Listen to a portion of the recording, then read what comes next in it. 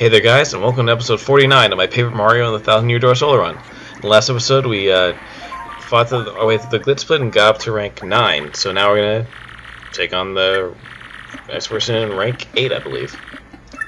Yep, or rank 7, so we got to rank 8, rather. And we have the same challenge again, which, again, Mario has less than 15, or has only 15 health points, so that doesn't really have much of a difference in consequences anyway, or a challenge. Mr. Gonzalez, it's time for your next match. Come with me. So it's basically just don't get KO'd.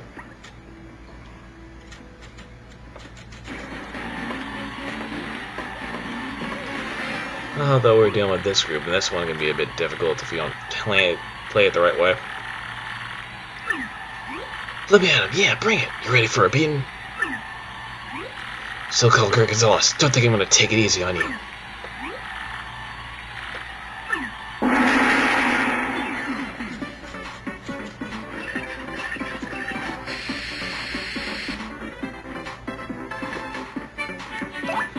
And the same story as before, if you knock them on their shell is actually the worst thing to do because they have a much more powerful attack. And on a completely different note, Luigi's just joining us in the audience. Just thought I'd point that out. Rarely, occasionally, again, as right, he does drop rare items sometimes, but that in itself is kind of rare. So I don't know if that actually is going to happen in this playthrough. It'd be nice, but I'm not going to hold my breath.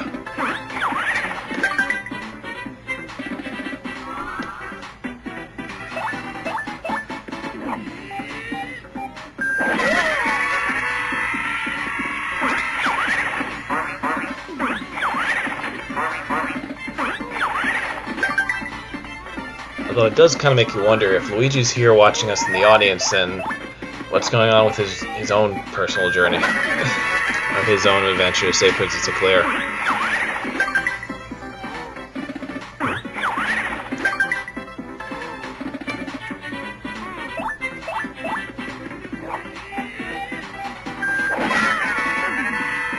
Guess we'll never really know.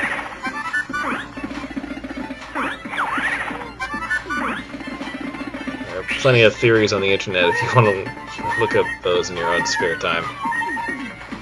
Although there's, in that case we did actually get it. So Luigi will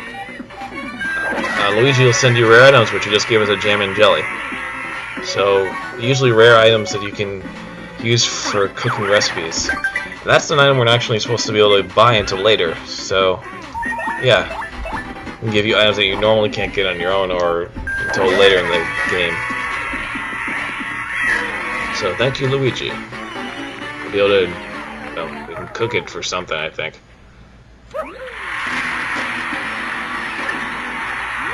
How did that floor taste? How'd that floor taste? Whatever. Okay.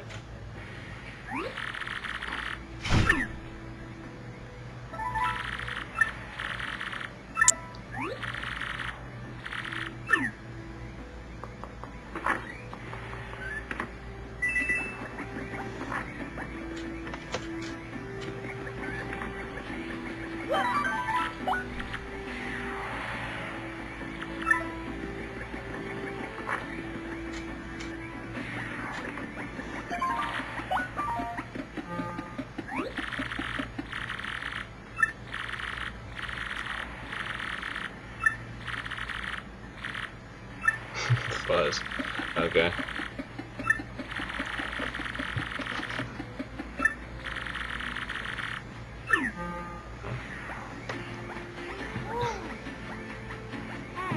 I know in real life it means something else, but Mr. Gonzalez, it's time for your next match. Come with me.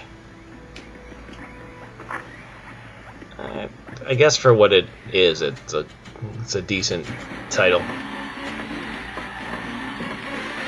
For the fuzz for fuzzies. Why not? Let me at him. Yeah, bring it. You ready for a beating? Meow, meow, close look up your symbols, meow.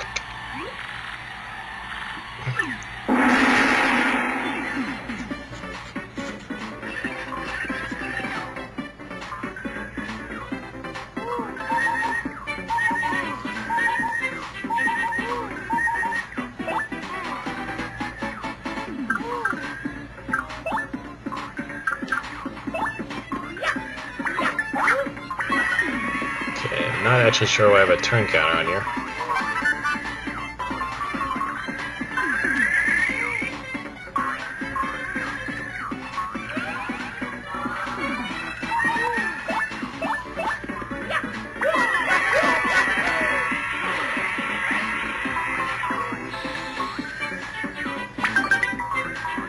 Might have been for me to keep track of it on my own, I guess.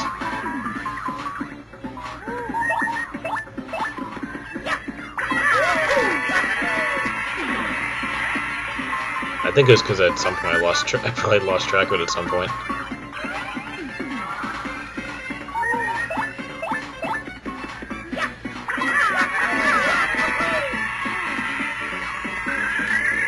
Well, that's the one problem, though.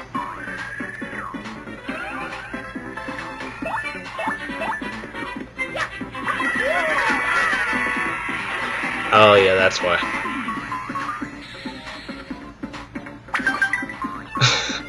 That was just pure luck. Yep, that's true.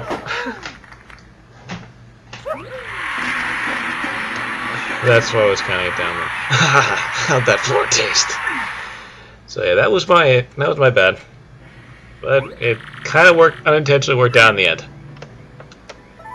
Because if it decided to duplicate itself, I would have had to redo this match again.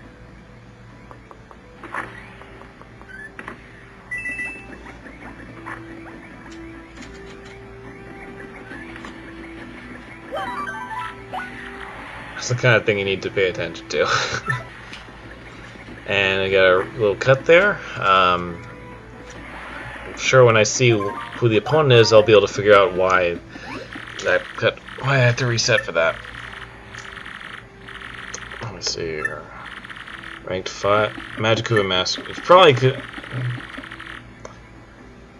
I think it would have been like not being allowed to use my jump or something. Or either not being allowed to attack or not being allowed to use my jump. Especially when one of the enemies flies on a broom.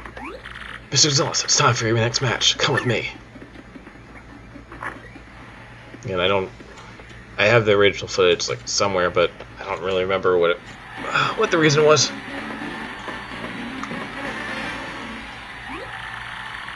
Either way, we're here now, so. Let me in. Yeah, bring it. You ready for a bean? You fool will do well to fear our dark magic. Well, then prove it.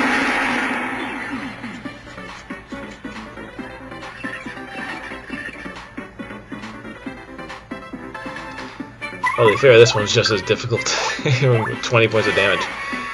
Since they have 7 health, that means I have to use at least 2 Earth Tremors to get them all at once.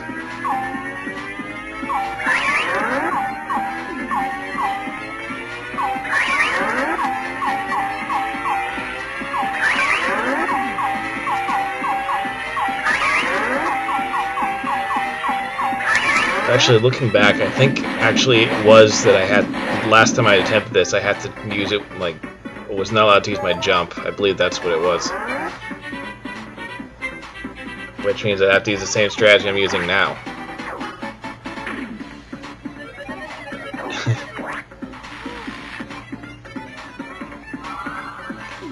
Fortunately, unlike all the other times I've done this, they didn't actually heal themselves.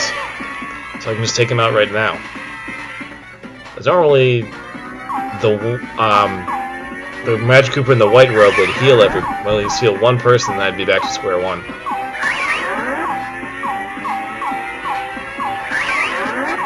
So hooray for convenience.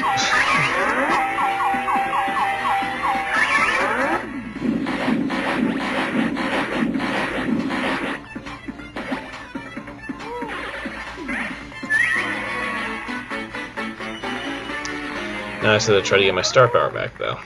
That's the thing. Oh well. How'd that floor taste?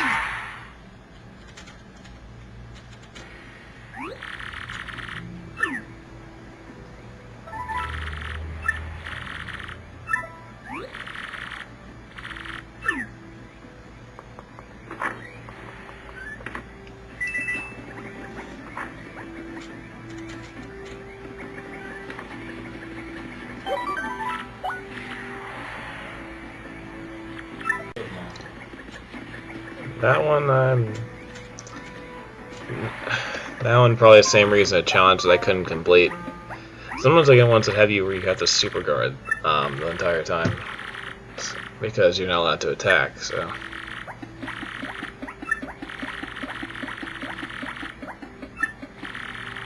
Yeah. Fortunately, these guys aren't in midair, so I actually can still damage them. But having not be able to use a jump against these guys is not as bad against the Magic Koopas. Mr. Gonzalez, it's time for your next match. Come with me.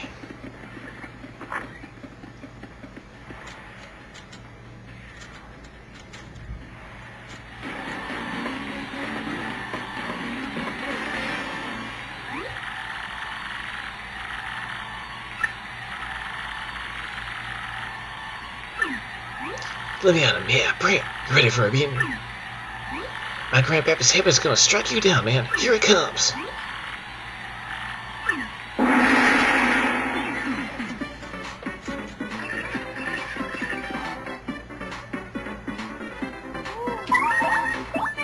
In this case, I think the hammer actually does more damage since they have higher defense. They have 1 point of defense.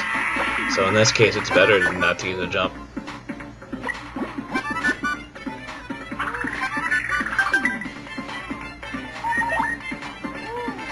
Now the boomerang. Oh yeah, figuring out the timing for all these moves to superguard them took a lot of practice. So I'm pretty sure there's a few attempts that didn't make it on here. At least in the initial story run, I think that was the initial story run. There were a lot of attempts.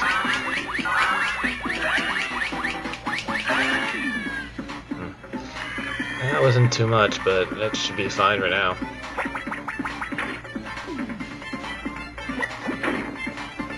I only really have the boomerang down, sort of.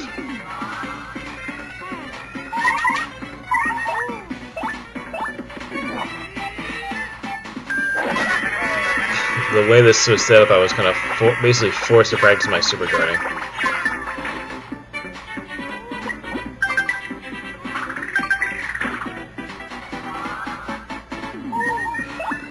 Timing's difficult for the boomerang on this one though, because for super guarding it, you pretty much have to wait until it's just about to go past you in order for it to the super guarding to work.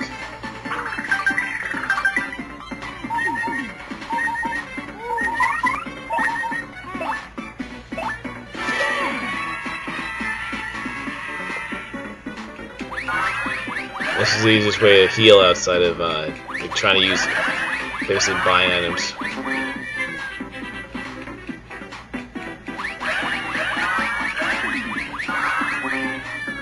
I kept hitting all those poison mushrooms, which is not really helping much.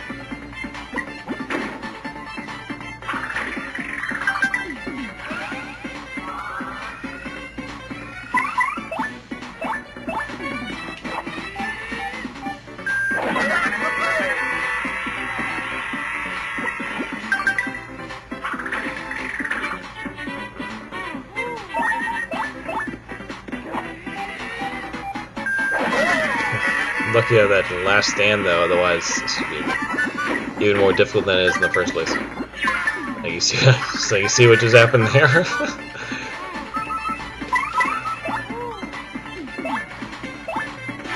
That one is extremely difficult to superguard once he just gets starts not spam, but like hitting it, throwing the fireballs really quickly, or spitting them out because it's spitting out of his mouth.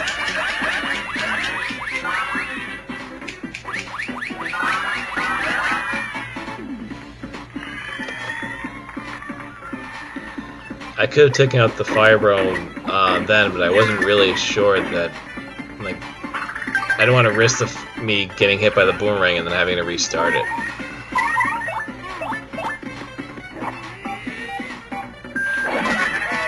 Because the pretty lucky badges are not as reliable, not always reliable when you need them to be. So I didn't want to risk it.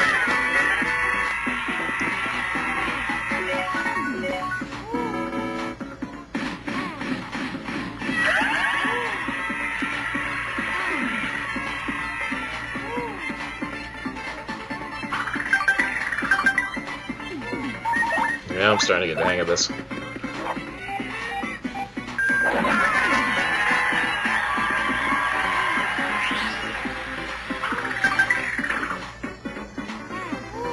Yeah, mostly.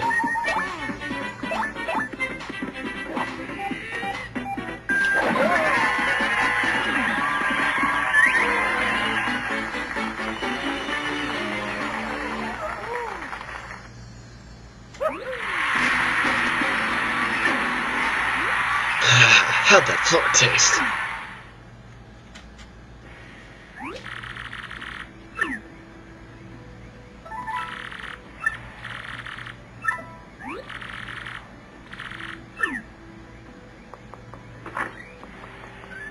Alright, so we're at rank 6 now. And over, I'm gonna get ready to end the episode here, so catch you guys next time for more of the Paper Mario and the 1000 Year Solar Run. Catch you guys then.